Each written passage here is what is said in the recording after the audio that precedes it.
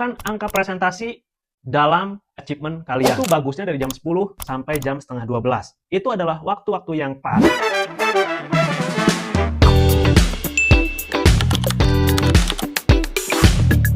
Masih sering kirim lamaran kerja, tapi gak pernah direspon sama HRD. Jawabannya bukan karena kalian gak kompeten, tapi mungkin kalian belum tahu strategi cara kirim lamaran kerjanya kayak gimana.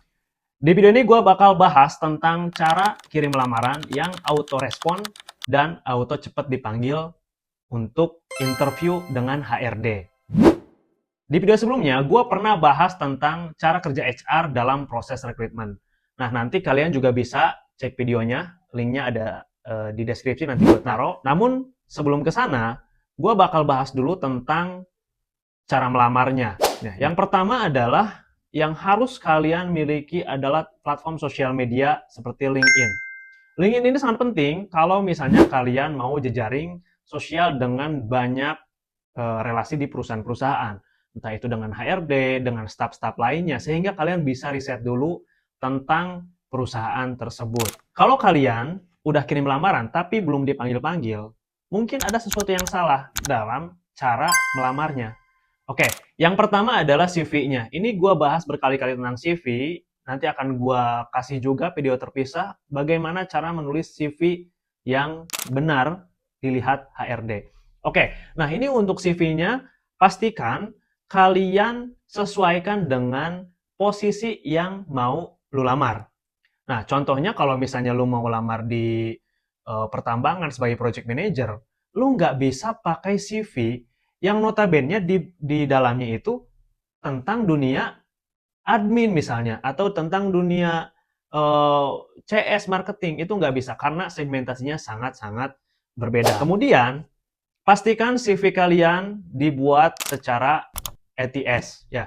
Karena kalau sekarang sistem screening HR itu udah pasti menggunakan ATS friendly. Di CV tersebut, kalian fokuskan pada pengalaman, kemudian education, dan skill. Ya, kenapa gue bilang seperti ini? Yang dilirik dari CV kalian itu sebetulnya hanya 3, karena HRD cuma punya waktu 3-7 detik atau 5-10 detik.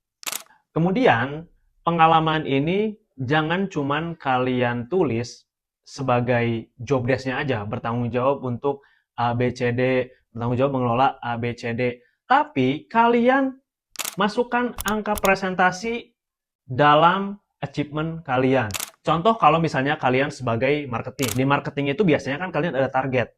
Nah, achievement-nya ditulis. Misalnya di bulan ini kalian achieve di 80%. Itu kalian tuliskan.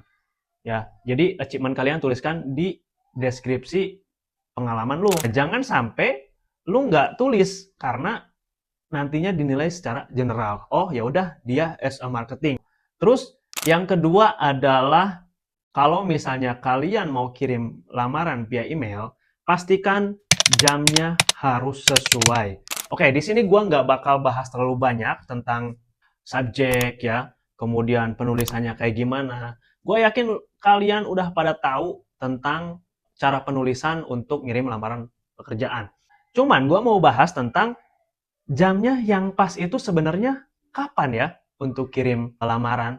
Nah, gue sering banget banyak yang WhatsApp setiap hari, banyak yang kirim email ke email gue.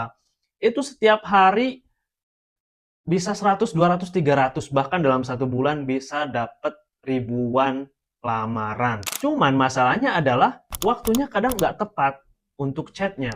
Jadi gue pernah beberapa kali dapat chat jam 10 malam, jam 11 malam, jam 1 malam. Apalagi dengan bahasa-bahasa yang agak kurang etis sebetulnya kayak gitu. Nah itu banyak tuh yang ke WhatsApp, yang ke email ngirim lamarannya jam-jam segitu. Padahal itu salah. Karena kalian harus tahu produktifnya HR itu di jam berapa. Nah, ini gue kasih tahu untuk produktifnya jam kerja HR itu udah pasti dari jam 8 sampai jam 10 mereka pasti sibuk interview. Apalagi di beberapa perusahaan yang besar yang notabene bisa seratusan atau ribuan karyawan tiap bulan untuk ngerekrutnya. Nah, itu pasti dari jam 8 sampai jam 10 nggak akan standby di depan komputer atau di depan laptop. Karena kenapa? Karena mereka standby-nya di depan calon-calon karyawan yang sedang interview yang sudah dipanggil. Kalau kalian mau kirim lamaran kerja, itu bagusnya dari jam 10 sampai jam setengah 12. Itu adalah waktu-waktu yang pas untuk HRD ya mereview CV kalian. Kenapa gue bilang seperti itu? Karena kalau misalnya dari jam 8 sampai jam 10, mereka akan mereview CV yang sedang interview.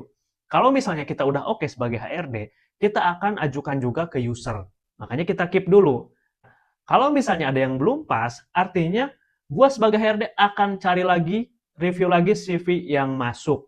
Nah, di jam-jam tersebut, itu gue biasanya cek sekitar 20-50 CV dari jam 10 sampai jam setengah 12. Nah, baru nanti gue keep dulu untuk gue undang. Misalnya gue undang di 2 hari kemudian atau 3 hari kemudian. Atau bisa juga besoknya sudah diundang. Nah, terus yang kedua, di jam 1 sampai jam 3. Kenapa gue bilang seperti itu? Karena HRD kalau udah jam 3 sampai jam 4 atau sampai jam 5, ya, itu biasanya mereka sibuk dengan tools yang ada. Karena sebagai HRD juga pasti mereka punya tools yang harus dikerjakan. Terus kemudian, tadi gue sempat bahas tentang apa aja yang perlu kita kirimkan. Nah, kalau di email ataupun WhatsApp, pastikan dokumen lamarannya itu lengkap. Nah, yang paling penting adalah CV, kemudian ada transkrip nilai, ada ijazah, ada kopi KTP. Biasanya seperti itu karena untuk persyaratan administrasi. Tapi, kalau misalnya kalian cuman kirim CV-nya atau kadang ada yang cuman kirim surat lamarannya aja. Ya, tapi nggak ada nih portofolionya, CV-nya. Itu nggak dikirimkan, terus kita mau nge-review apa? Itu harus lu perhatikan juga. Jadi harus tetap cek atau di-review kembali ketika kalian mau kirimkan lamarannya. Terus yang selanjutnya, kalau misalnya kalian mau kirim lamaran, pastikan gunakan email yang profesional. Jangan sampai kalian pakai email, misalnya ada email email cadangan atau email fake yang notabene contoh Adi Ganteng 237 atau misalnya King Slayer 345. Jangan sampai menggunakan email-email fake, tapi pakai email yang profesional. Karena kenapa? Kadang kalau misalnya pakai email-email fake seperti itu, sebagai HRD biasanya itu dianggap sebagai spam. Nah, mungkin ketika kalian ngelamar kerja pada saat sebelum-sebelumnya, kalian masih menggunakan email yang bukan profesional, sehingga dianggap spam saat kalian kirim lamaran. Itu juga hal yang penting untuk kita review sebelum kita klik. Karena kan kalau misalnya kita klik email, itu dalam satu kali klik ya, buka emailnya ayo kotak masuk, biasanya ribuan pesan udah ada di sana. Tapi kita akan filter dari mulai yang paling awal untuk cek ya, dari mulai jam berapa, jam berapa, jam berapanya, dari nama-namanya, itu kita cek dulu. Terus, kalau misalnya kalian udah menggunakan email yang profesional, pastikan subjeknya itu diisi ya. Misalnya, nama, posisi yang dilamar, dan domisili. Biasanya rata-rata seperti itu. Tapi nanti silakan disesuaikan dengan info kalian mendapatkan lowongannya di mana. Nanti sesuaikan subjek emailnya. Dan untuk body-nya ya, di body text-nya, di body emailnya, itu jangan sampai terlalu kosong-kosong amat. Jadi kalian jangan cuman kirim file PDF-nya doang.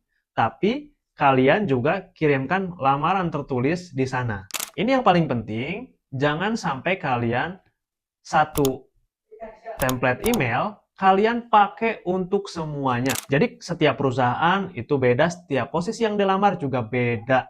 Terus yang selanjutnya adalah pastikan CV-nya juga jangan disamakan. Ya, balik lagi ke CV, kalau misalnya kalian mau apply di perusahaan tambang atau misalnya di perusahaan minyak, itu nggak bisa disamakan. Kalau misalnya mau apply di perbankan ataupun di startup, itu nggak bisa disamakan juga. Jadi, pastikan proyeksikan setiap CV biar tepat. Kalian riset dulu kerjaannya kayak gimana, kerjanya di mana, job desk-nya seperti apa, biar kalian bisa sesuaikan dengan lamaran yang mau lo kirim nanti.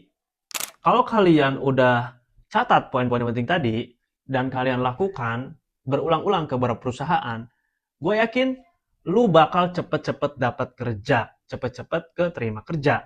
Kalau lu udah ngerti poin-poin yang gue sampaikan, kalian coba aplikasikan dalam 1-2 minggu, dengan format yang sama. Nanti gue juga coba isi ya di deskripsi, gue kasih link untuk kalian mendapatkan format CPATS-nya dan cara lamarannya seperti apa.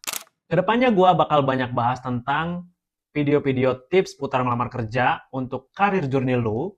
Jangan lupa like, share, and subscribe. Kalau misalnya video ini bermanfaat buat kalian, tinggalkan komentar di kolom komentar kalau misalnya ada masukan. Nanti gue juga bakal ada sesi review CV untuk kalian yang mau di-review CV-nya. Oke, terima kasih, itu aja mungkin dari gue. See you next video. Bye-bye. Stay classy.